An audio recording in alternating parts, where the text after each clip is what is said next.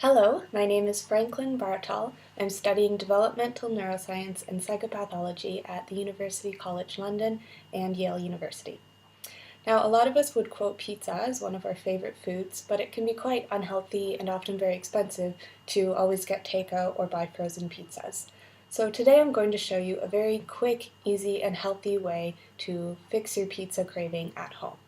Now we're going to start with whole wheat crackers. Now this is an easy way to avoid worrying about making a pizza dough for the crust, and it's a nice thin crispy base for your pizza. It's very quick.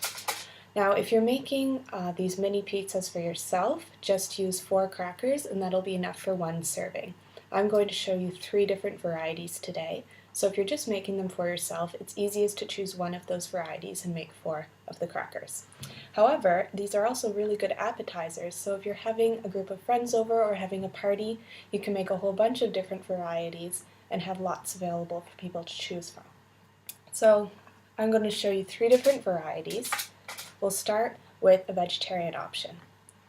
I'll start by laying out 3 to 4 spinach leaves, fresh spinach leaves, on top of the cracker. Now spinach is a really good source of fiber and has a really nice sharp leafy taste. Now on top of that we'll place a slice of tomato. Now this is a really good way to get that tomatoey taste that we like in our pizza without using messy and often very salty tomato sauce, and this way we keep the good vitamins in the tomatoes. Now for our cheese, we're going to use feta cheese. If you're making 1 serving, it's always good to use about 30 grams or 1 ounce of cheese, because that's 1 serving of cheese, and it gives you enough protein and enough calcium without adding too much fat. So for feta cheese, you just crumble it across the crackers, and the nice thing about feta is that it holds its form when you heat it up, so it won't melt everywhere. It's not a messy cheese, which is nice, and it has a really strong flavor, which will go nice with that very strong flavor of the spinach as well. So just crumble that over top of your cracker. And then lastly, we're going to garnish off the vegetarian option with a little bit of sesame seeds, just a sprinkle, and this adds a nice crunch and some protein. Alright, so that's a vegetarian option. And now we're going to try a tuna melt option. This is really kind of different for a pizza, but tuna actually tastes really good on pizzas if you've ever tried it. So this time we're going to start with cheddar cheese. I've chosen white cheddar, but orange is fine as well. Cheddar is a good option because it has a strong taste, so you don't need too much of it, and it's also one of the cheaper cheeses out there. And then we're going to use our tuna. Now if you're making serving just for yourself, half a can of drained tuna is enough, and just distribute this across the different crackers. And lastly, we're going to balance the saltiness of the tuna with some sweet corn already cooked. Use about a tablespoon per cracker, should be enough. Now this way you get some protein from the tuna. Tuna also contains lots of healthy fats, and corn has lots of beta-carotene in it, which is also good for you.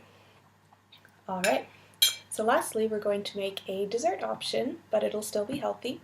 So again, we're going to start with our cheddar cheese, just a thin slice of that. And this actually goes really, really well with our last ingredient, apples. So if you're making a serving just for yourself, about half a thinly sliced apple is enough. You want to slice it thinly, just so that it'll cook in the oven, so it's quite thin. So it just cooks up a little bit in the oven, so it's not quite as crispy, but it's still a little crisp. And I've sprinkled on top a little bit of cinnamon, just to give it a little bit of a spicy flavor. Now, I think the best way to cook these is in the oven because it keeps it nice and crispy. And if you're doing that, preheat the oven or toaster oven to 300 degrees Fahrenheit, and all it needs is 2 to 3 minutes, just enough for the cheese to melt. You can also use a microwave. In that case, make sure you don't use aluminum foil, because that should never go in the microwave. Instead, make your crackers on a microwavable plate, just cover them in plastic, and all they need is 20 seconds on high. And in the end, you'll have something that looks like this. You can see the cheese melted and held all the ingredients together very nicely. Now I've shown you 3 variations today, but you can play around with your own variations, and you can see how you can easily make sure that your pizzas contain healthy sources of carbs like whole wheat, vegetables, protein, dairy, and even fruit. Enjoy!